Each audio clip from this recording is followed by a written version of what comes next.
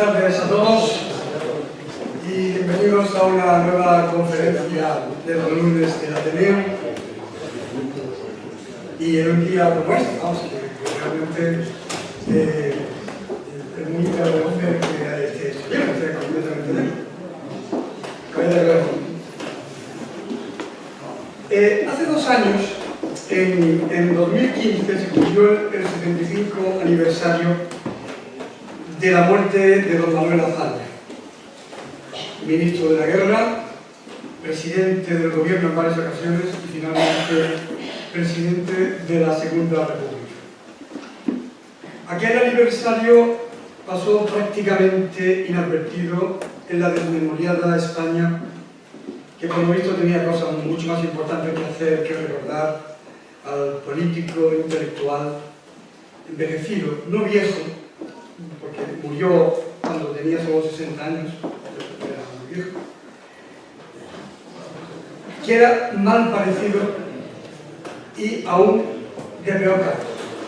Hombre seco, que creo que tenía muy mal carácter, que caía mal.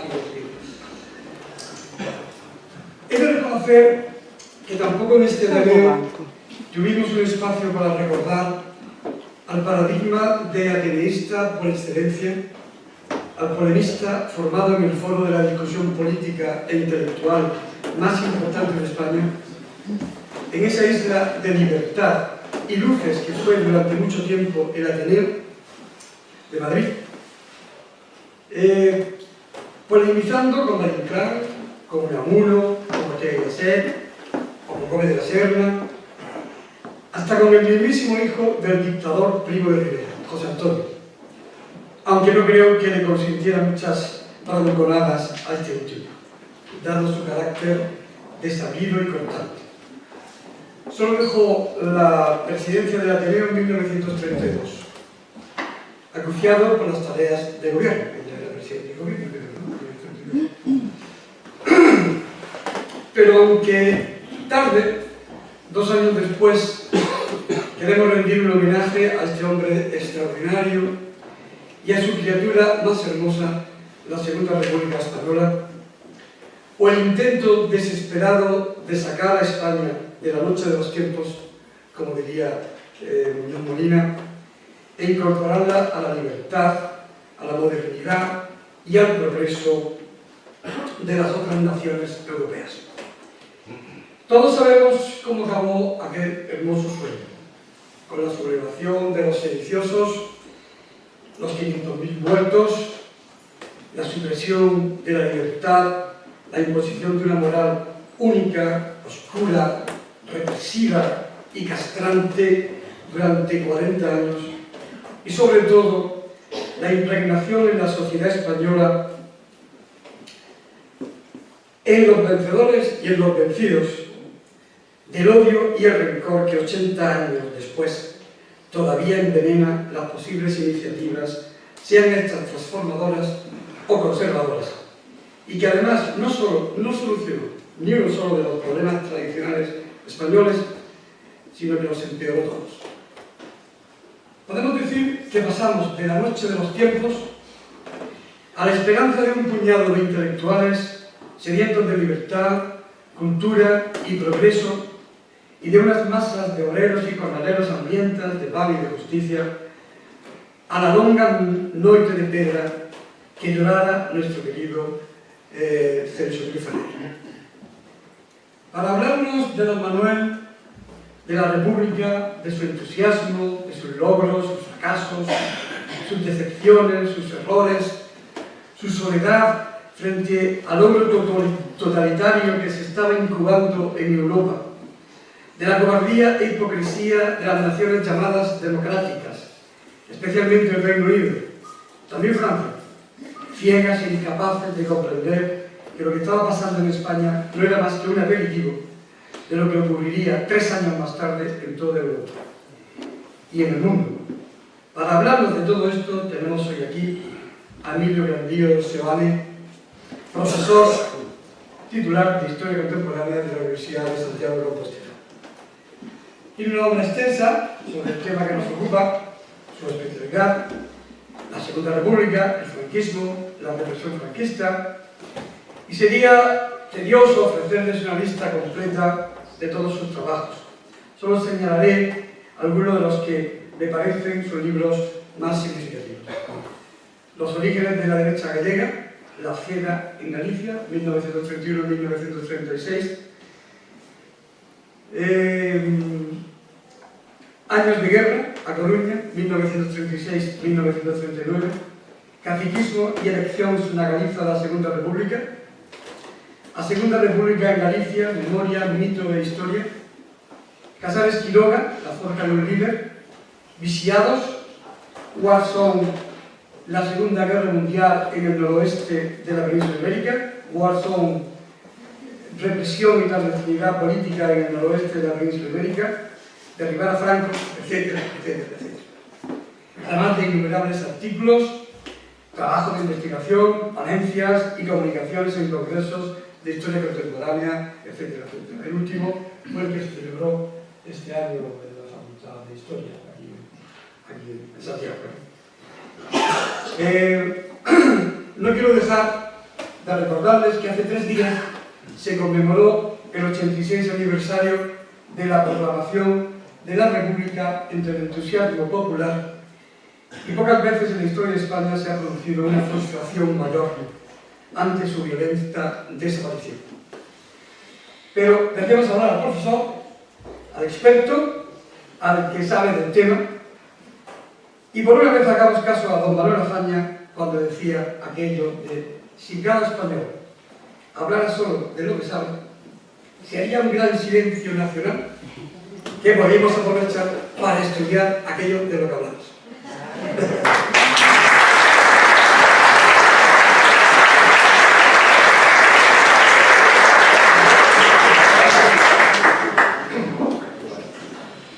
Bueno, antes de nada, quero agradecer evidentemente o convite que se me fai para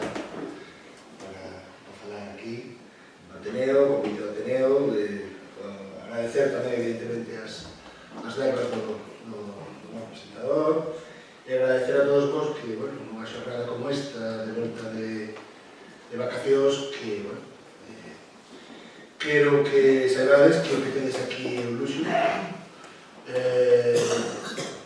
Polo que me contan a asistencia sempre soe deste estilo, aproveitadeo porque os marcos de reflexión nos tempos que corren son bastante escasos, sobre todo a acollida que poda ter para unha persoa que ás 8 do luns, despois de vacacións, se atreva a dar uns pasos para vir escoitar a unha determinada persoa, non neste caso a mí. Bueno, quero presentar, cando me propuxeron o tema, propuxeronme basicamente o tema de Manuel Azaña, pero de unha perspectiva que eu sempre tento analizar, ou de un enfoque que eu sempre tento analizar. Honestamente, penso que o historiador ten que colocar as pezas según as vai observando. Evidentemente o coñecemento é variable, evidentemente a cada paso va a aparecer documentación nova que nos vai cambiar os enfoques, pero que iso non cambie para nada a honestidade de quen o fai, para nada, ou creo que non. De feito, se algo é historia, se algo é o coñecemento histórico, é precisamente diálogo, debate tamén con un mesmo, construcción do pasado a través de unha determinada mente, pero tamén con todos. O coñecemento é unha verba que é unha frase que creo que é suficientemente explicativa, e creo que a maioría dos que estáis aquí entendedes: o coñecemento se non é colectivo non o é, non existe. Non hai que guardalo baixo 4 chaves, cadeas. O coñecemento ten que ofrecerse, ten que ofrecerse. Neste tema en concreto, no tema concreto de Manuel Azaña, que sobre todo o tema da República, porque evidentemente Manuel Azaña é a personificación da República por este lado. É curioso porque a República dura 5 anos, ou o goberno de esquerda, ou o goberno da Frente Popular, ten o goberno da dereita, dentro da República. Bueno, poderemos falar máis ou menos disso, pero o certo é que o goberno republicano durou 5 anos, non os dous que durou o bienio republicano, o bienio reformista, no que Azaña era a persoa fundamental e despois tamén a Frente Popular. Quero dicir con isto que isto é unha cuestión que eu levo dando moitos anos charlas debido á miña formación profesional e tema sobre a República. A mí, no primeiro momento, evidentemente, un tema que considero nuclear, fundamental, porque ainda está sen resolver neste país. Non está sen resolver únicamente a civil, non está sen resolver únicamente as cunetas, hai moitos outros temas sen resolver, entre eles saber ou coñecer que foi o franquismo en realidade, pero tamén o tema da República, porque o franquismo creas a partir, e nunca o esquezades, dun golpe de Estado militar, dunha sublevación militar, sen legitimidade democrática de ningún tipo. Do que vimos falar aquí, do que veño falar sempre cando veño falar da República, é da democracia. De como se construye a democracia nun determinado país, como ben decía o meu presentador, saindo de noite oscura, saindo de unha democracia de nome, como era aquela da restauración, pero que realmente, al peor dos anos 30, do século XX europeo, quedaba notablemente desfasada, o cual provoca, evidentemente, a crítica das democracias liberais. Veño falar aquí do proceso de democratización, que tivo lugar durante os 5 anos da República. Sí, durante os 5 anos da República. E veño falar aquí, tentar proxectar iso a través de unha persoa que é Manuel Azaña. Non é, todos sabemos que non é perfecto, pero desde logo Manuel Azaña equivocouse tamén. E os gobernos republicanos de esquerda, de dereita, equivocados. Luces e sombras é o papel que se nos asigna ao historiador como notario do pasado. Averiguar as luces e as sombras. Tentalo, polo menos, ou tentar divulgar para, precisamente, mellorar o futuro. Azaña, por existir como personificación do que foi o goberno, do que foi o período republicano entre 1931 e 1936, porque xa veremos como a partir de xulio de 1936 Azaña é outra cousa.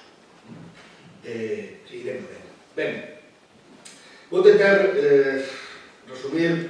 Azaña é un auténtico caudal de información.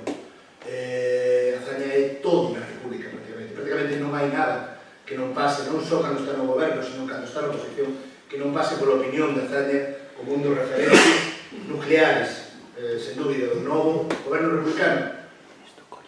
Por favor, cada vez chamemos de menos republicano, intentemos chamar de máis democracia. Democracia son os 30, sí, pero proceso de democratización, tentativa de modernización dun Estado, tentativa de modernización dunhas estruturas económicas sociais. Ese era o proceso. Se chama República? Pois sí. Se podía chamar monarquía democrática, pero a monarquía naquele momento estaba absolutamente deteriorada por dentro. Non podía levar adiante este proceso, ainda que quixera, circunstancia que si puido facer, por exemplo, a partir dos anos 70, con todas as miñas, as cuestións que podía ter cada quen respecto ao proceso de transición. Pero a República é democracia, volve a existir. E falamos tamén, e o título vai dixo, de teoría e práctica da República. Estamos falando de política. A política nutrese de discursos, nutrese de movilización, de chamada movilización, pero tamén nutrese dunha praxis, dunha estrategia, sobre todo dunha utilización dos tempos que, na medida posible, hai que saber utilizar. Non quero decir con isto que os gobernantes republicanos se equivocaron, porque aquí non só estamos falando do goberno republicano de esquerdas protagonista desa república, no caso Manuel Azaña é unha persoa fundamental, sino que estamos falando tamén da dereita. Os sectores da dereita, en que non pareza, están fortes. Están acometendo un proceso de 1931 de reestructuración e de modernización do seu aparello político fondo, notable, espectacular para o que significaba a dereita daquele momento. Se a dereita ten algo en relación coa esquerda, así a grosso modo, respecto da creación e desenvolvemento de estruturas políticas, é a súa capacidade, a súa maleabilidade e a súa capacidade de adaptación nun corto período de tempo para funcionar con estruturas políticas determinadas. Eso se fai moito millón no ámbito da dereita que no ámbito da esquerda, por decir desta cuestión. E aquí estaban tamén, a dereita tamén estaba, claro que sí, non xogaban tamén da esquerda. En este contexto é o que hai que explicar. Ese contexto dos anos 30, un contexto no que unha república democrática, entre comillas, burguesa, tradicional, a altura dos anos 10 e 20, no século XX, europeo, occidental, non existiu, e a altura dos anos 30 se ve sobrepasado. Bueno, pois Manuel Azaña é o representante de todo isto, clarísimamente, o representante de toda unha xeración que pretende levar adiante isto, pero que xa está sobrepasado. É demasiado bello para os novos, e demasiado novo para os vellos. Esa xeración que queda no medio, que representa Manuel Azaña, queda, no cabo de uns anos, prácticamente sen apoios, sen sobrepasada. Quen era Azaña? Azaña, vou empezar para a persona que me leva. Azaña é o orador parlamentario máis brillante de España, sen dúbida ninguna. Todo o mundo, todas as testimonias, falan dunha Azaña espectacular no ámbito do discurso. Falaremos tamén algo disto. Azaña, desde o primeiro momento, desde o 1902, que dá o seu primeiro discurso na Academia de Jurisprudencia, convértese case nun profesional. Ateneo de Madrid, como comentamos antes, o sitio de Bilbao, plazas de touros en toda España. Azaña comeza a facer discursos non necesariamente políticos. Cuidado, non inicialmente, non necesariamente políticos. Cando comeza a ter a súa primeira sona como orador, vai a ser en 1917, nun mitin na Praza de Touros en Madrid, nun mitin a favor dos aliados, no contexto da Primeira Guerra Mundial, comeza a ter a súa primeira sona na intervención política. Pero Azaña é, sobre todo, a parte da profesión que ten para gañar salida, o posto de funcionario, de médico, de funcionario, Azaña é, sen dúbida, un literato. Azaña é un intelectual. Azaña é un intelectual preocupado polo futuro do Estado. Hai unha cuestión que temos que ter en conta. Os intelectuais e a política, a altura de principios do século XX en España, non están tan desvencillados uns de outros. Os intelectuais ven como a política oficial, para entendernos, sobre todo a partir do discurso de Ortega y Gasset, de que é a nova política, ven como isto non hai maneira de cambiar, como desde dentro non hai posibilidade de estruturar, que o vello sistema, a bella política, non é capaz de regenerar a si mesmo. Bueno, os intelectuais, de tanto observalo, consideran que poden facer un papel en política. Isto é o que son Azaña. É dicir, aquí podemos ver prácticamente todos os intelectuais que están do primeiro, xa digo, da primeira década e segunda década do século XX.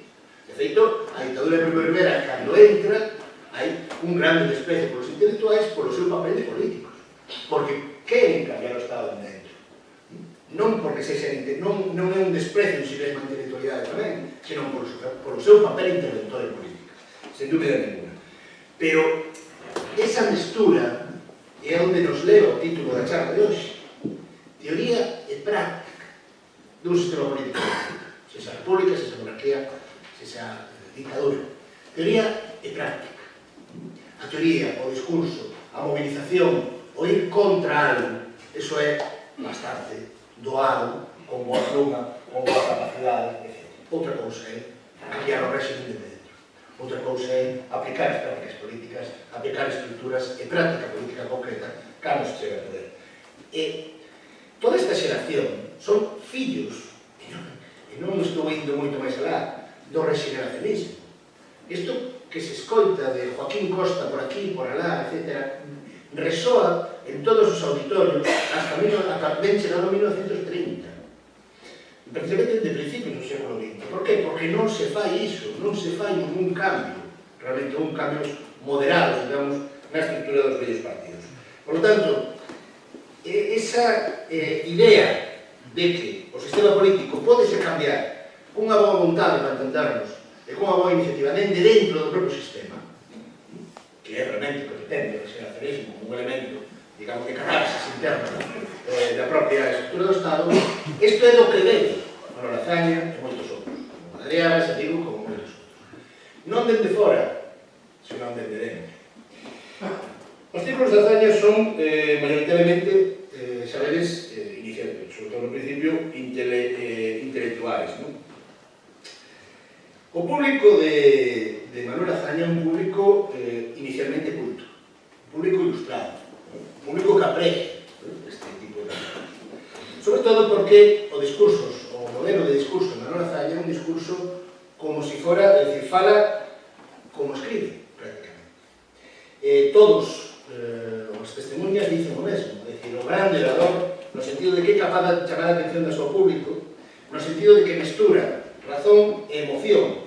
O discurso non se leva preparado ao último detalle, porque non é un discurso, non é un texto, é un acto. de comunicación. Eso Azaña entende perfectamente. Entende perfectamente tamén cales son, como se verá despois, sobre todo a partir do ano 34, sobre todo 35, os auditorios ante os que van a falar. Unha cousa é falar ante o público culto, outra cousa é falar ante as masas, que tenes que chamar a movilización, por exemplo, para estruturar unha contra a dereita cerista de anos 35. Ben, pero Azaña, de formación, de procedencia, é élite. Azaña non é masa. Isto é moi importante para saber, para intentar apreciar a súa conduta política, a súa práctica política. Azaña pertence a eso. E considérase. Vou citar brevemente un discurso, unha especie do discurso ante a Asamblea de Acción Republicana do seu partido do 28 de marzo de 1962, xa era xefe de goberno, ante o seu propio partido, o cal ten un certo grado de cita interna, non? De confianza. Di, nadie está más lejos que yo del nombre de la calle. 1962.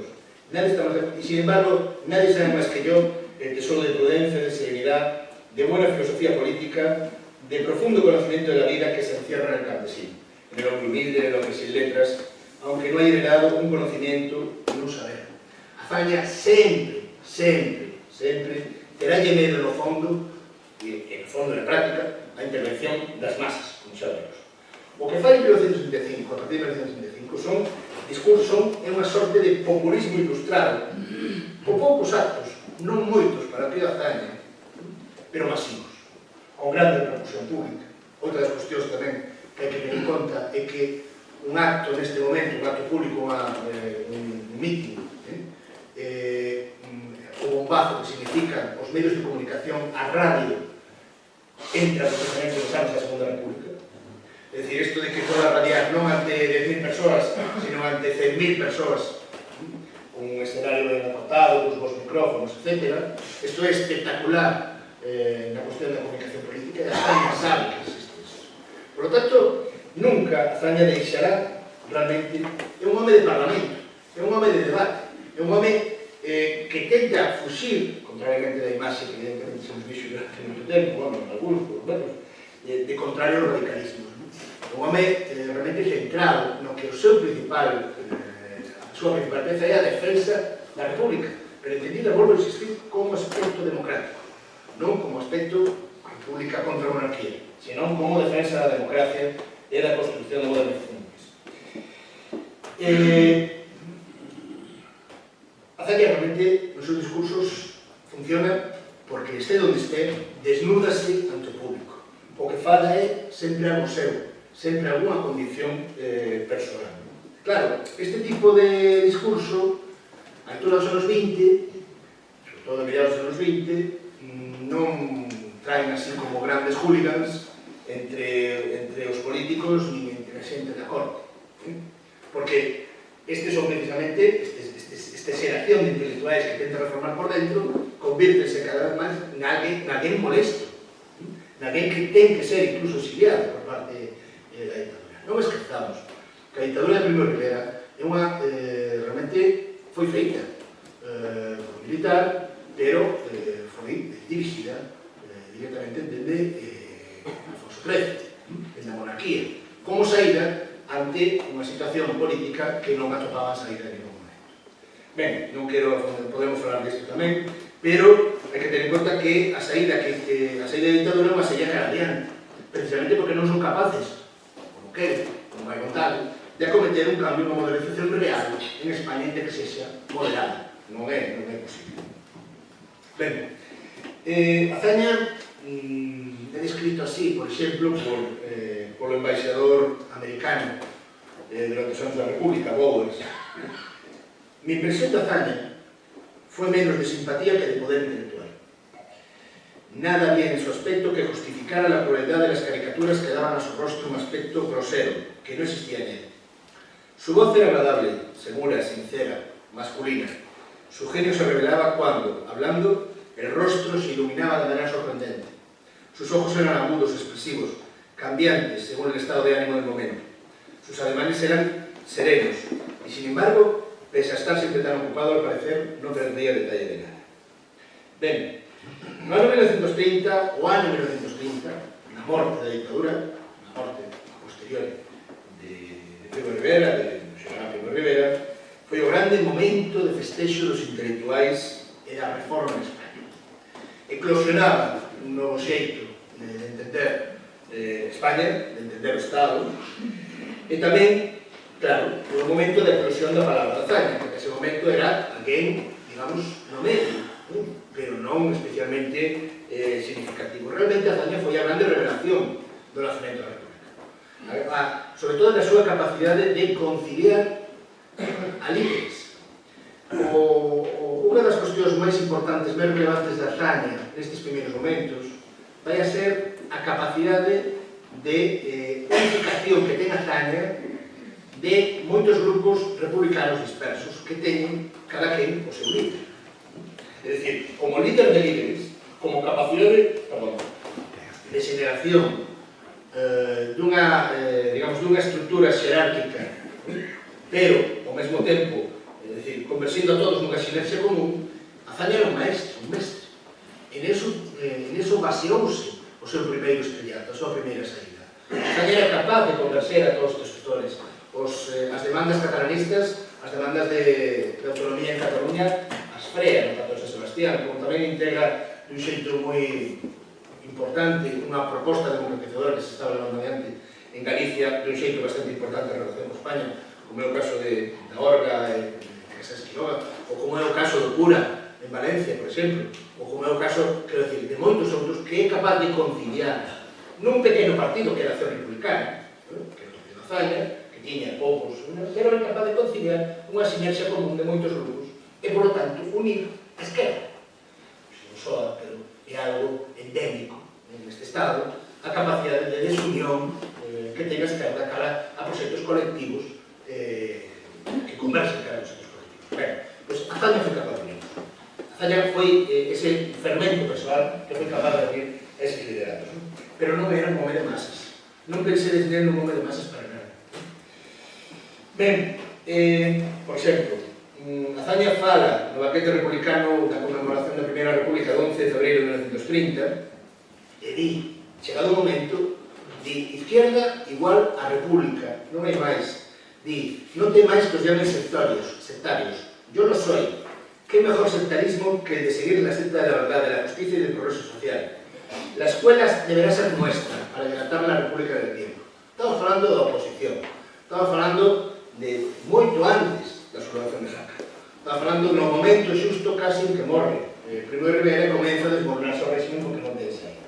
Por lo tanto, consideran que é o momento. É o momento de afrontar a cuestión do Estado. O 29 de setembro de 1930, por exemplo, no magno meeting de concentración republicana despois do Pacto de San Sebastián na Praza de Touros de Madrid, o 29 de setembro de 1930, di: la revolución existe ya. La estamos viviendo y por vivirla casi no nos damos cuenta de que vamos en ella. La revolución española comenzó el 13 de septiembre de 1923. Evidentemente significa democracia igual a república, porque os opón a unha monarquía que non é democrática e que provoca a chegada do dictadura. Ben, este é o termo revolución. Isto comento a veces en algunas ocasións máis do debido a veces en clases. Pero a revolución é un concepto que pode ser utilizado de moitas maneiras, como democracia, como, non sei, moitos outros. Para eles, isto significaba unha auténtica revolución en canto a cambio. A chegada da República, a chegada da democracia, nun contexto de 60 anos, dende a xeración do régimen de restauración e a continuidade da dictadura de Primo de Rivera, nunca viran un proceso democratizador, nunca viran un proceso modernizador desta maneira. Por lo tanto, é unha auténtica revolución. Non revolución ao estilo bolchevique, non revolución ao estilo soviético, para entendernos. Azaña non é para nada un bolchevique, para nada, ni moitos outros que andan aquí, neste entorno. Pero sí que entenden, e les anima, les moviliza a ver a revolución para entender o que está pasando nestes sectores. Ben, hai que entender, bueno, vamos ir máis polo tema Azaña, porque senón cantas ideas, aquí hai que ter en conta unha cuestión, cantas ideas da República había? Porque a República parece que só é unha idea, a idea que preconiza, que identifica digamos, o bienio progresista e a figura de Manuel Azaña. Pero non, a República hai República de dereitas, hai República corporativa, hai República obreira, hai sectores que defenden que eses grados de democracia se eleven cara a un grado máis extremo, cara a un grado máis de esquerda, cara a un grado máis de dereita. De acordo? Por lo tanto, a República non é unha. Que nos quedou da República? O que nos quedou como imaxe máis fixa da República, sen dúbida, foi o que crearon estes dos primeiros anos. Este recordo da República burguesa, sen dúbida ninguna, ese recordo da República da Azaña, para entendernos. Pero a República, o concepto de República tamén está cheo de moitas outras acepcións. Cando os obreiros da CNT falan da República, falan da Revolución. Cando os obreiros, cando os japistas nas concentracións do Escorial falan da República, falan da República corporativa. É dicir, que fixera algo semellante ao que está facendo Adolfo en Austria. Por lo tanto, todo eso, o sustantivo República ten adxetivos distintos. E Azaña xoga cun adxetivo ben concreto. Reforma burguesa interna de enderezo e proceso de modernización. Ben concreta. Eso é o que anima os primeiros gobernos, os dos primeiros anos de goberno desta República. Outra cousa é o que acontece despois, que tamén teremos que falar. Ben, ou cando falamos de eleccións, fai pouco acaba de sair unha hora tamén que poderíamos falar moito de eleccións e das eleccións da República, este non é tema desta vez. Pero o que sí hai que decir é que a República, a democracia republicana, non nace da nada. E, por tanto, 5 anos de República, entendo que non pode cambiar da noite a mañán un comportamento político adecuado a que os políticos se voten de determinados sitios. Ninguén nega que na República había bolsas de votos, que se ofertaban bolsas de votos. Ninguén o pode negar. Existen, están aí as cifras. Ahora ben, que foi, se quitamos isto que aconteceu entre 1921 e 1926, nunca houbera un proceso democratizador de vontade política, da representatividade política da sociedade no seu conxunto, primeiro homes e despois mulleres coa aprobación do sufragio femenino, tan grande e tan espectacular. A vontade nacional estaba representada, non era perfecta. Neste sistema, nos anos 30, en toda Europa, ningún sistema, ninguna democracia parlamentaria, todos tiñan este tipo de cuestións. Todos, absolutamente todos. Non é unha excusa, pero a democracia española tiña poucos anos de vida. Porque se descontamos os 5 anos, descontamos os 2 do goberno da derecha, que precisamente se tentouse descontar todo isto, realmente estamos falando de 3. E non se lle poden, entendo, exigir unhas responsabilidades de crear unha democracia e unhas garantías de sufragio como no século XXI, por exemplo. E tamén podíamos falar moito do século XXI. Tamén podíamos falar moito do século XXI, democracias que se visten de democracia, que se colocan contra unha democracia que, sin embargo, teñen serias suspicacias desde o primeiro momento de fraude electoral. Por lo tanto, non quero, cando falo de eleccións, ninguén nega iso. Ahora ben, se vos poñedes no salto que significou dun lado e do outro, é espectacular. Tan espectacular que só eses 5 anos serviron para, eu creo, en grande parte, para ser capaces de elevarnos a democracia que temos hoxe en día, que pode ser imperfecta, pero que foi un proceso que non foi fácil. E foi en grande parte polo recorte da vontade popular expresada e do socialismo expresado durante os anos da República. Desde logo non foi polos anos de Franco. Desde logo non foi polas eleccións municipais de Franco, nin polas eleccións, sino que foi por ese recordo de democracia que existía. Con todas as orellas e con todas as súas con todos os seus problemas que volve a existir, que todos os teñen. Ben, o primeiro goberno republicano. Azaña está en todos, evidentemente como xefe de goberno, en todos os temas que afectan a construcción desta, volvo a insistir, nacente democracia. Nacente democracia, non viña dada, nin se cambia na noite a día. Isto é que chegalo, ademais, con unha cultura política con tempo, non? A Igrexa, por exemplo. O famoso tema de Azaña, o discurso do 13 de outubro de 1921, España ha dejado de ser católica. Ben, titulares en todos os periódicos, con ese titular. É verdade, no discurso fixo eso, pero por favor, se tedes tempo, lede o discurso. Dice de todo menos iso. Ahora ben, sacado do contexto, colocado en periódicos, é perfecto para determinados sectores.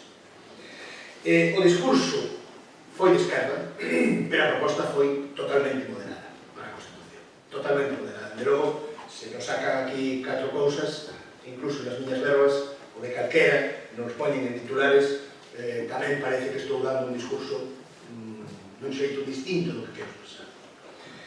O discurso foi moderado. Incluso Fernández Flórez, Venceslao Fernández Flórez, calificou no ABC de proposta hábil. Fernández Flórez.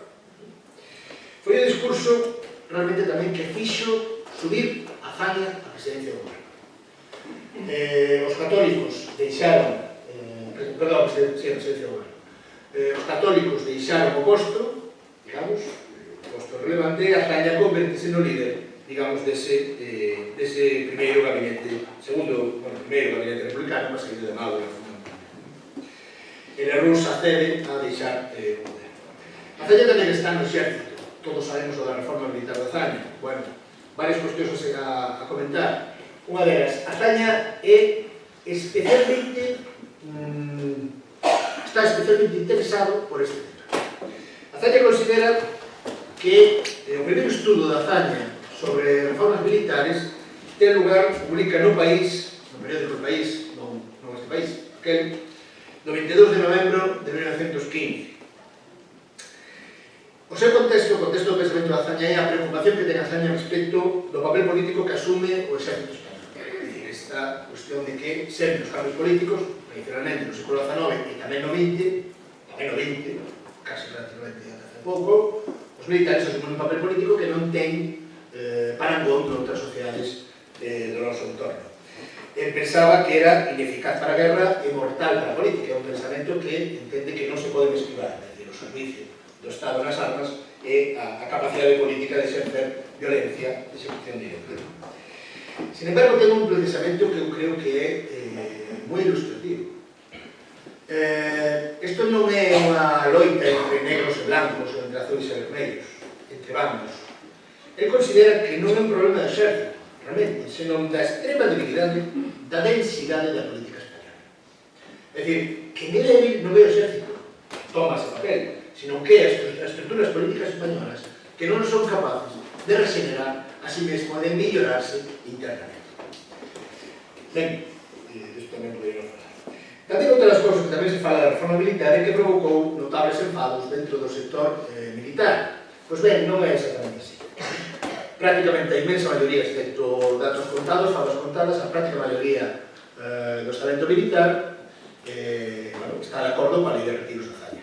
No feito, as ventaxas que ten, a capacidade de retiro que ten naquele momento son tremendas en relación co que tiña naquele momento. Quer dizer, a Zaña lle dá ventaxas ao exército e naquele momento non hai ninguén, ou prácticamente ninguén, que critique este proceso, a pesar de que despois se construiu. Que pasou? Que despois se construiu a idea de que todos os militares que se sublevan en suyo 36 e antes podían verse afectados porque a Zaña, para entendernos, xa viría primeiro, etc. Bueno, é unha construcción a posteriori. Nese momento non hai prácticamente ninguén que este en contra disso. A distribución territorial do Estado. Bueno, a Zaña tamén está aquí, claro, sí, como non. Singularidade política que há unhas zonas. Cataluña, Euskadi, Galicia.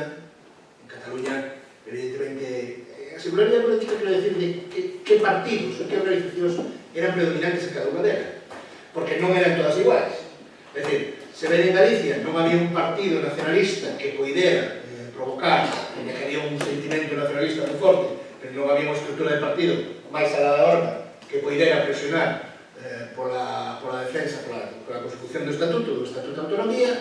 Sin embargo, en Cataluña era a esquerda política realmente a que impugnaba máis e tiña máis peso para a defensa desa autonomía, para a consecución desa autonomía, e pola parte de Euskadi era o contrario, era o sector tramontano, o sector carlista, o sector vencellado co PNV, o que máis reivindicaba esta identidade, esta defensa de identidade. Pero o tema fundamental, sin dúbida, e creo que vos soara, é Cataluña. Como encaixar Cataluña neste espazo? Bueno, pois a Zaña o plantexa un xeito, eu creo que perfectamente lógico. O diálogo é a esencia do planteamento da Azaña sobre Cataluña. Multiplica todos os contactos posibles para o tema autonómico. O tema autonómico é unha pretensión que queda parada, pero que xa está demandada de maneira inexorable desde Pacto San Sebastián.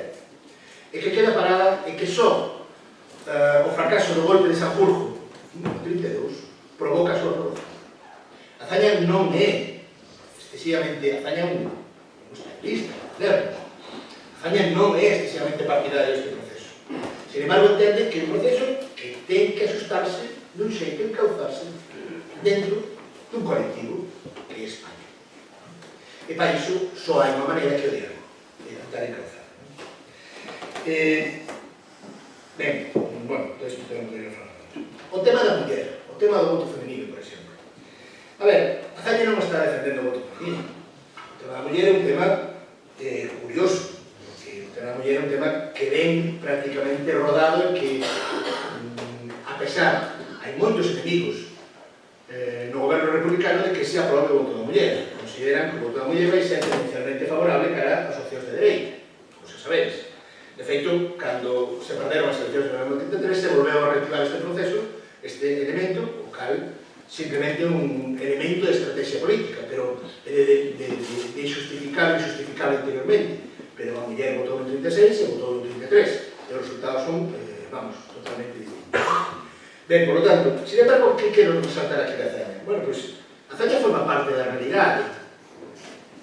Azaña vota en contra do voto femenino. Vale? O contexto, sabedes que por poucos votos sai adiante, non foi un proceso fácil, e moitos deles, moitos prohombres republicanos daquele momento, apelaban ao voto de conciencia, un voto no que, bueno, pues, non está moi de acordo con esta situación. Ben, en 1933 pasaremos o seguinte paso, que sería a derrota deste goberno republicano. Hai que ter en conta que o partido, a estrutura do partido, nunca foi a máxima prioridade da Azaña. Nunca foi a máxima prioridade da Azaña. Digamos que a estrutura do partido lle deixaba outros, por exemplo, a Sáenz Quiroga, por exemplo, Firal, etc. Sin embargo, a grande virtude da Azaña, sen dúbida, foi gobernar cos socialistas. Gobernar cos socialistas entre que fora tamén no 33, pero a chegar os socialistas ao goberno, pero tamén tenta facelo no 36, ainda que aí xa un proceso evidentemente está máis deteriorado, como xa veremos, e non necesariamente por cuestións internas, senón sobre todo por cuestións externas. Ben, o que quero dicir con isto é que Azaña vai supeditar, imaginad, estamos falando dunha Azaña que é o líder de líderes, que é capaz de unificar un goberno de moitas fraccións republicanas, pero sin ter unha estrutura xerárquica de partido unificada, é o proceso que temos, que ten ministros ao seu cargo, e que todos conversen nunha determinada opción, ainda sin ser un partido político firme, eles, sino que son casi unha corrente de opinión. Unha corrente de opinión que quere democratizar o Estado e que quere modernizar o país. Ben, toda a acción de goberno da Azaña, todas as accións de goberno da Azaña están adicadas a evitar a disolución anticipada das Cortes. Incluso, como ben comentábamos antes, cambiando os gobernos. Incluso cambiando os gabinetes. Se hai 20 e pico gobernos durante a República, en boa parte debido á saída dos socialistas que provocan case como 7 ou 8 gobernos nos meses. Bueno, Azaña é capaz de cambiar, porque o que importa é a conservación, por existir, non tanto da República, sino da democracia, dos elementos que garanten a democracia. Non estamos falando, a pesar de que parece, volvo a insistir, só da esquerda, ni só do gabinete republicano. A dereita está aí detrás. Quere chegar ao poder, que perdera no ano 31, e quere chegar ao seu poder. Volvo a insistir, acometendo un proceso, creo que excelente, espectacular, no ámbito da estrutura política. Ben, tras a derrota electoral dos republicanos nas eleccións de 1933, aquí acontece algo. É o caso de que esa derrota electoral parece que, bueno, que houve unha especie de bipartidismo, non? Ahora chega a dereita, bueno, non é exactamente así. O novo Parlamento dá un peso aos antigos gobernantes exiguo. Azaña ten, sí, 5 deputados. A Acción Republicana de Azaña ten 5 diputados. Os outros, xa digo, estos elementos que estaban, esta conversencia de opinión, este grupo de opinión que estaba cerca do gabinete republicano que formaran esa república, cando chega a hora das eleccións, perden votos de maneira espectacular. Azaña ten, Acción Republicana ten 5, o outro partido que ten máis que afín a Acción Republicana da Azaña vai ser o Partido Republicano Gallego, o órgano de Casas Quiroga.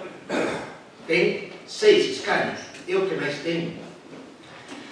Perdón, e o sexto o consigue Casas Quiroga ao final de todo, que tiñan 5. Co cal, claro, isto, como se vai plantar unha oposición parlamentaria fronte a un partido radical de Lerroux que se convirte no partido de goberno, que ten unha, entre comillas, un pedigrí republicano que xa veremos despois como se plasma na práctica, unha CEDA que resulta gañadora en número de diputados, 100 e pico diputados, un partido socialista que, a pesar de perder moitos escaños, sin embargo, sigue sendo o partido máis referencial da esquerda. Ten unha base electoral forte que lle permite permanecer como partido representativo da esquerda. Por aí perdidos 15-20 diputados que foran os que crearan este sistema político. Que van facer? Pois non teñen outra opción máis que situarse a rebufo da esquerda, do que naquela se chamaba, nos anos 30, naqueles anos 30 convulsos da Europa, do que se chamaba a esquerda.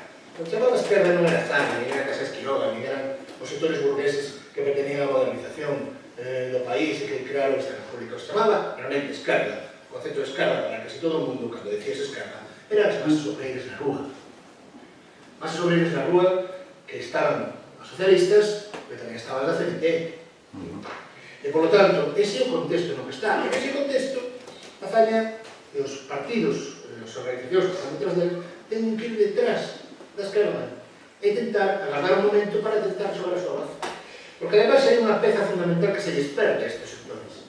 Estes homens non teñen masas detrás. Non son partidos de masas, son partidos de élites. De élites con cargos, bufetes, abogados, profesores ilustrados, etc. Pero que non teñen masas detrás. E, por lo tanto, o seu principal valor era o debate parlamentario.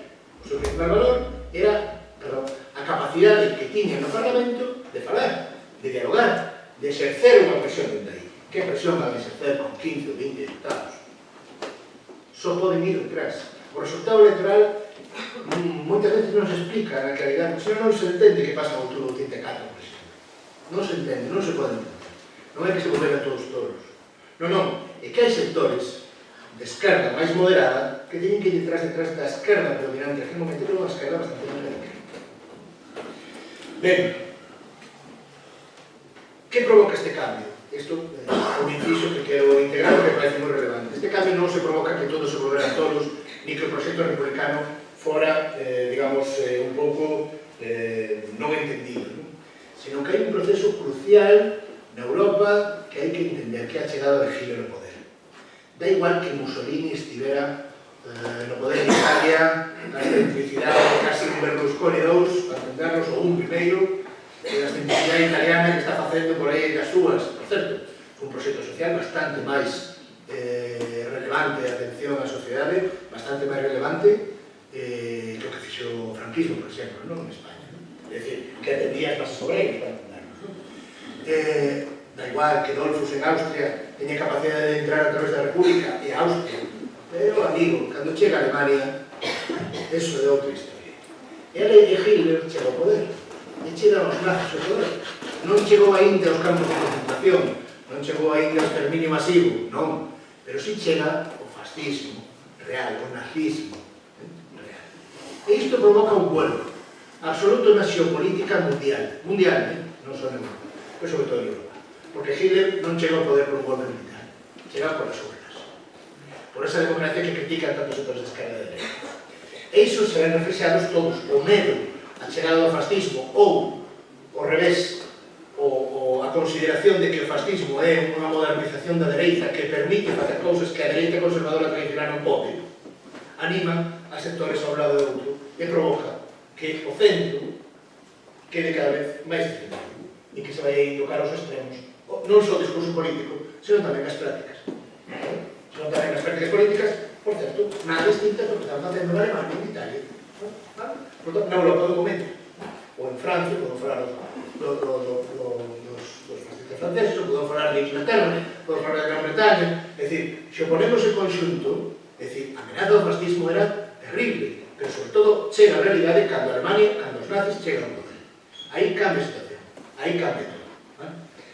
Entón, ante este medo, estas circunstancias, un goberno non excesivamente moi defensor contra este fascismo, en outubro de 34 ten lugar, que todos conhecemos como a revolución a forma revolucionaria de outubro de 34. Bueno, Azaña sabedes que foi implicado, foi acusado de participar nestes feitos. Bueno, vos acordades do que falábamos de Cataluña non foi tanto tempo, o diálogo con Cataluña para chegar adiante do Estatuto. Bueno, pues Azaña está en Barcelona, sí, pero está en Barcelona para tentar arreglar a saída de Companys da proclamación do Estado catalán. E non chega a ningún acordo. E finalmente Companys sabe. Pero Azaña non está en Barcelona porque sí. Está tentando negociar para que isto non tire para adiante. Un problema que é unha folga será revolucionaria que se lle engade un problema máis que o problema nacional. O problema nacional é o problema nacional que é o catalán. Por lo tanto, se amplifica moito máis a crise do Estado. Bueno, Azaña sabedes que é acusado, o deteñen en varios buques da Armada ata que o Tribunal Supremo decidiu o 28 de decembro sobreselo, 28 de decembro de 1934, sobreselo tener libertad. Pasou por varios interrogatorios, etc. Ben, desto podo falar moito en o 34, se queredes depois do debate tamén falamos, porque é un tema realmente moi interesante. Pero, no caso concreto de Azaña, hai que decir que Azaña foi absolutamente machacado pola prensa conservadora, a única que existía nestes meses, ata que foi sobreseído, e despois tamén. Pero, neses meses nos que non houve capacidade de expresión descarga de sectores moderados, etc., da República, foi absolutamente machacado na súa imaxe. Realmente o grande enemigo que ten a dereita é, sen dúbida, Azaña, non? De ser referente. Pero, pola contra, isto fai un efecto rebote. E Azaña convirtese agora nun referente básico. Comenzan a falar, até este momento non tanto, comenzas a falar dos azañistas. E a partir do outubro de 34, sí. Ten un efecto rebote. Tanto por un lado como por outro, bueno, definen de unha determinada maneira. Os sectores, por exemplo, Gonzalo Urbano presenta como encarnación dun odio frío, estamos falando do 34, xa. Maestro define-o como antipatria, xa neste momento. E, sin embargo, en algúns outros sectores o consideran casi como un líder referencial da esquerda para levar adiante o proceso de unidade desa esquerda. Desta necesidade, da necesidade que tiñamos xa no primeiro bienio, nace Izquierda Republicana. Todo un proceso tamén que tenemos que falar, me estou extendendo, sí que demasiado, pero vou intentar ser o máis sintético posible. E chega a eleccións do 36. As eleccións gañanse por parte da Frente Popular, do conglomerado de partidos da Frente Popular. Se queredes despois no debate falamos máis de todo isto. Pero Azaña non quere tomar o poder inmediatamente. Portela Valladares non dá, casi. Porque realmente a grande percepción do que ia acontecer nesos resultados electorais era precisamente o contrario. Que a Frente Popular non gañara e que gañara a dereita. A dereita considera un auténtico shock eso, brutal, e a esquerda, e sobre todo unha Azaña, por insistir, que ten un pacto escrito, non escrito, cos sectores obreiros para que sectores obreiros radicalizados para que lle apoyen nos votos, de repente ten que gobernar. Ese pacto non escrito, está publicado en algún lado, de conversas previas, ese pacto non escrito, por certo, que nas de variante vai ser esa esquilora, sobre todo que fala cos anarquistas, previo, é un pacto entre, digamos, a imaxe do goberno a van levar os sectores republicanos burgueses, é dicir, os sectores azañistas e outros sectores de non republicanos, etc., e o control, digamos, da economía, o control das folgas, o control do traballo, fundamentalmente a rúa, se queda nas mans dos sindicatos. Isto vai a ser un pouco o esquema interpretativo. Ahora, despois de chegado ao poder, cada quen vai tirar cara ao lado e tentar buscar a solución. Por exemplo, Azaña, como xefe de goberno e como presidente da República, posteriormente vai tentar disminuir o peso dos socialistas durante a Frente Popular de maneira constante. Sacalos fora para que, bueno, entre outras cuestións que non se vexan moito, pero tamén para que disminuir o seu peso e que suban o peso destes sectores burgueses. Por iso tamén podemos entender como hai cambios de gobernos civis, de gobernadores civis, en marzo, abril, por exemplo en Galicia, en marzo, abril de 1936, nomeados directamente por Casais Quiroga para implantar outra vez, digamos, a fortaleza do republicanismo moderado de esquerda. Ben, pero curiosamente tamén, marzo é o mes, marzo e abril, sobre todo marzo, é un mes onde Azaña, sabedes que Alcalá Zamora tiña que dimitir debido ao mandato constitucional de que se convocaban dúas veces eleccións personalmente, tiña que dimitir tal, Alcalá Zamora vai a dimitir como presidente da República, obrigado, e Azaña é o único referente para poder facer isto. Ben, que pode sustituir. O curioso é que marzo é un mes onde se un lee os jornais de esquerda e de dereita, todos falan do mesmo. Tamén de dereita apoia a figura de Azaña. Porque entenden que o único que pode facer frente ao dique fronte ao comunismo que está chegando as hordas da ocupación socialista, os radicais da ocupación socialista e sobre todo dos anarquistas. Vai ser a Azaña convirtese no elemento referencial, xa non só da esquerda, senón tamén da dereita. O proceso de goberno da Frente Popular faino fundamentalmente para tentar sempre buscando un equilibrio que non atopa dende o momento da súa proclamación. Quero dicir, Azaña non quere tomar o poder porque sabe, coñece, evidentemente, que ese peso, ese equilibrio de goberno é inestable mentre non se acometa os obreiros, mentre non se acometa dun xeito, digamos, estable, e firme. E iso só se pode facer de dúas maneiras. Unha, previamente, facendo un pacto firmado que non existiu, ou, a posteriori, pouco a pouco, con tempo, indo xogando o equilibrio e dando confianza aos seus outros para poder proteger. Para isto, o que busca é alguén que diga que Indalecio Prieto non pode tomar posesión da xefatura do goberno, busca alguén que vai actuar como ele, unha persoa interposta, realmente, Casais Quiroga. Casais Quiroga é nomeado xefe de goberno porque, vamos, é o alter ego, sin dúbida ninguna, do propio Manuel Azaña, isto é dito por todos. Os discursos de Casais Quiroga son discursos para convencer os sectores obreiros, para convencer de que ese goberno lles iba a solucionar os problemas e tamén de que iba a atendelos e tamén de que iba a facer fronte á chegada do fascismo. Sen dúbida ninguna. Os discursos de Casares son discursos que non teñen nada que ver con os discursos de Azaña. Os discursos de Azaña son moi moderados e xogan un pouco papéis distintos para tentar ir equilibrando esta situación. Este contexto non é un contexto de democracia, é un contexto no que o día despois das eleccións, os cuartéis, as salas de bandeiras dos cuartéis están cheas de conspiradores. As cafeterías dos sectores conservadores están falando de golpe de Estado, os cuartéis militares están sendo vixiados dende prácticamente 2 días despois das eleccións da derrota electoral por toda Galicia.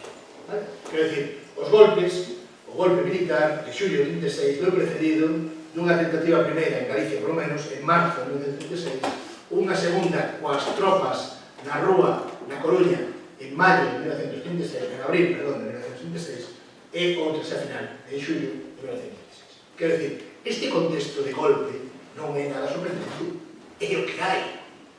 Os militares conservadores reaccionarios están para sair. De feito, teñen que sair canto antes, porque a bola de neve, que significa, é dicir, canto máis cerca este do discurso electoral contra os comunistas, etc., que se fixo en febrero de 36, millor. Porque senón vai ser vendo que o goberno republicano é un goberno democrático, que detén a xente de dereitas. Claro que sí, isto tamén hai que decirlo. Detén a xente de dereitas. Pero hai que saber tamén que as dereitas están conspirando. É dicir, isto non é un ambiente pacífico.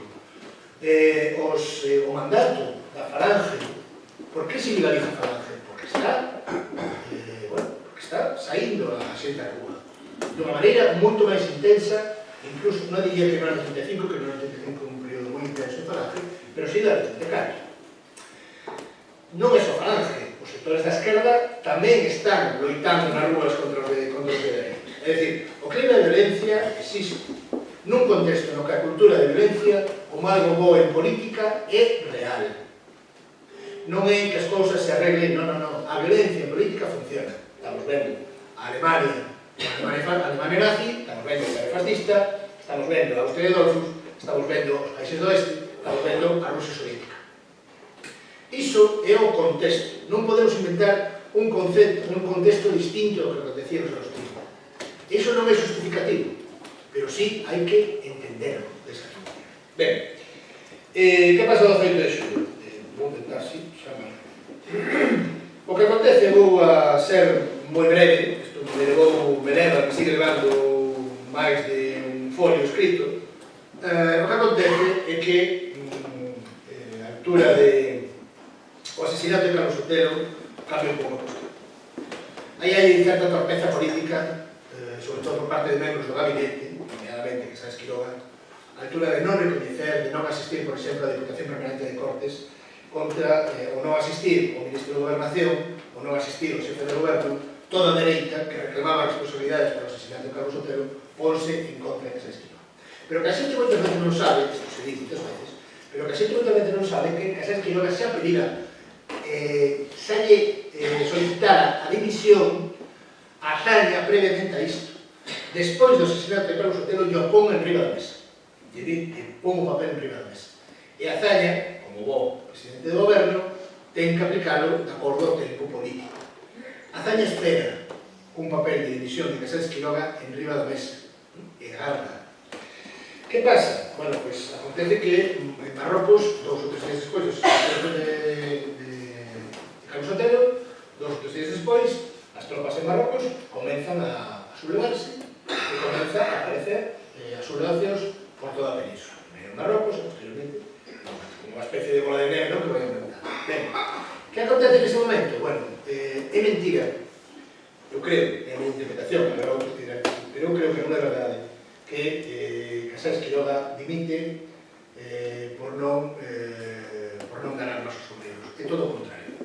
Casales Quiroga quere dar armas aos obreiros e Azaña aplica a carta de dimisión, ainda que dixe que cesa ele, aplica a carta de dimisión que se lle ten riba da mesa para non dar armas aos obreiros. Por varias razóns, tamén podo falar disto despois. Que fai despois? Tenta nomear a Martínez Barrio. Martínez Barrio, representante dun organismo moderado, máis moderado. Para que? Un fin expreso, chegar a unha negociación co sublevado. Non dar armas aos obreiros, que va. Chegar a unha negociación co sublevado. Chenteiran os socialistas, que están no goberno, que están no gabinete, por certo, os socialistas do vínculo de unión do goberno de Casales Quiroga, de intercomunicación. E chegan os socialistas e o que fan é sacar a xente a rúa protestando polo goberno de Martínez Barrio, que non quere o goberno de Martínez Barrio na noite, creo que do día 18 ao 19. O 19 pola mañá toda Madrid está de manifestacións que non queren a Martínez Barrio e a Azaña, ante iso, tamén Martínez Barrio entende que non pode tomar o goberno, non o toma. Martínez Barrio nunca tomará este goberno, non será nunca designado o xefe de goberno.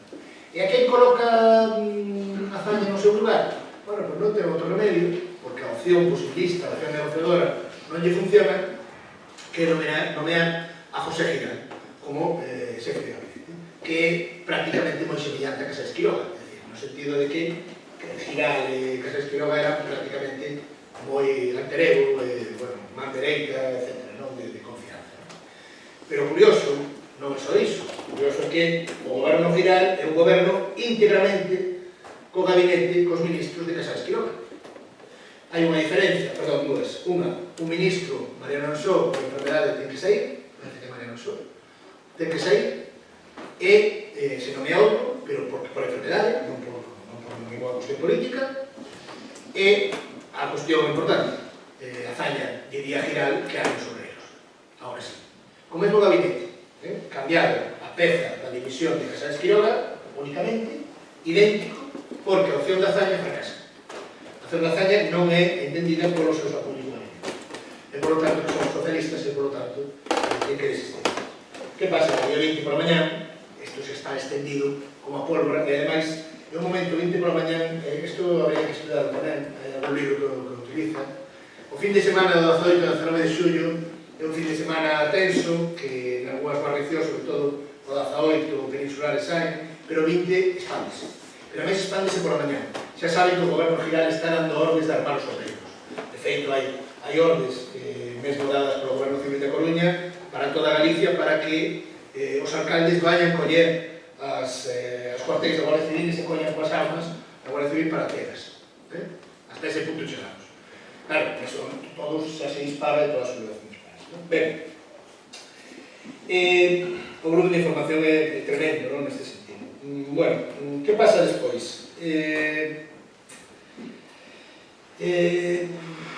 Azaña para Azaña o conflito pode existir, non é para ele. Azaña non é un home de masas, é un home de debate, é un home de parlamento.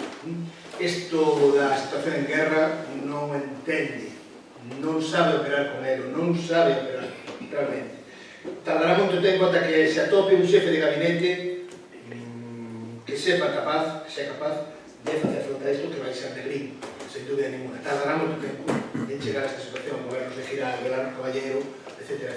Ben, no caso concreto da Azaña, segue falando, segue no seu discurso, un discurso que engancha, pero que xa é outro momento.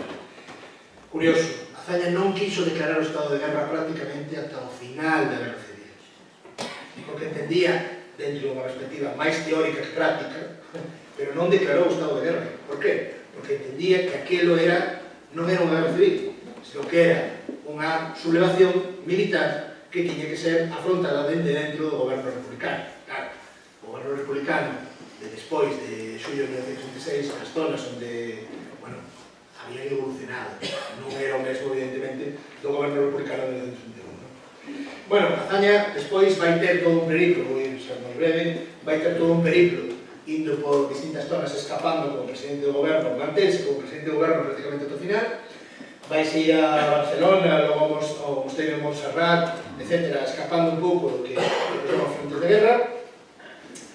E, bueno, o último discurso da Azaña, un discurso tamén tremendo, espectacular, pero sempre con a mesma tese.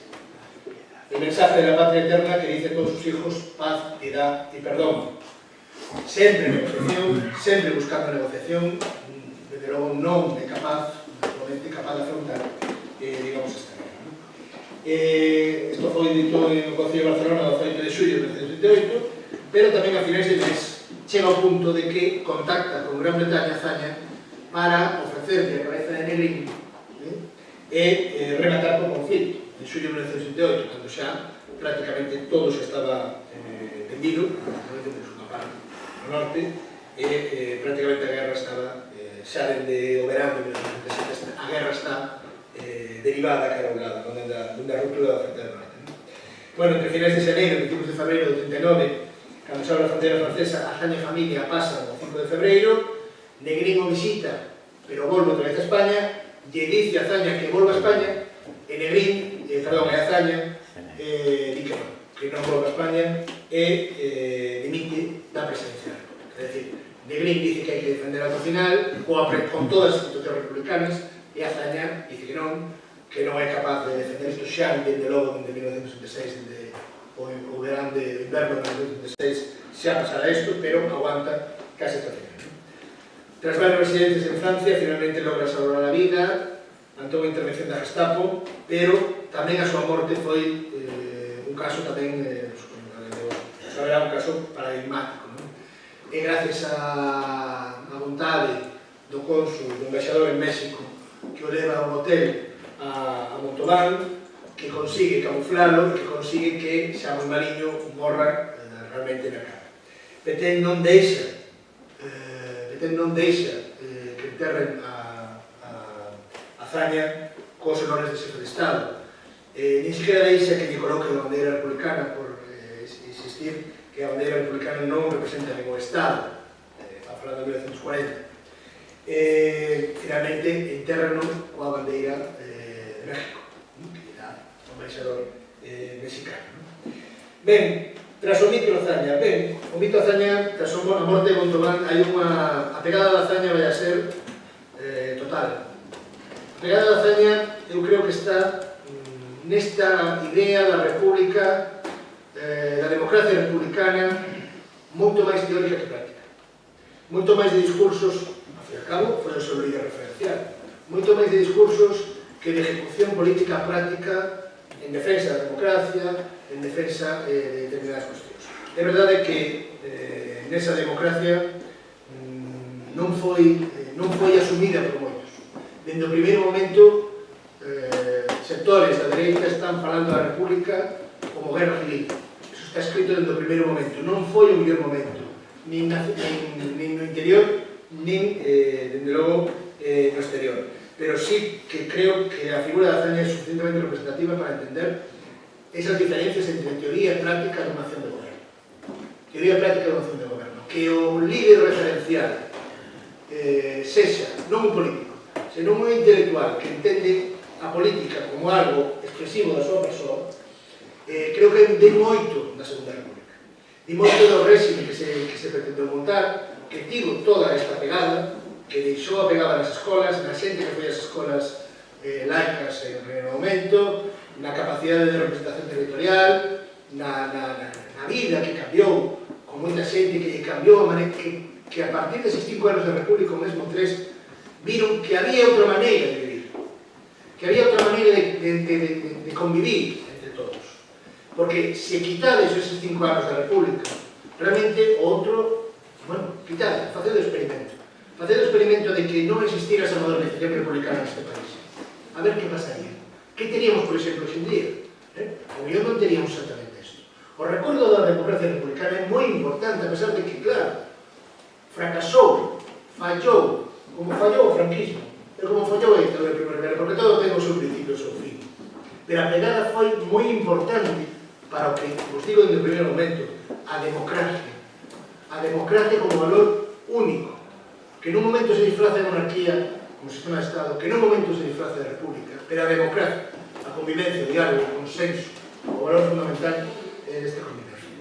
Sinto haberme extendido moito, pero bueno, porque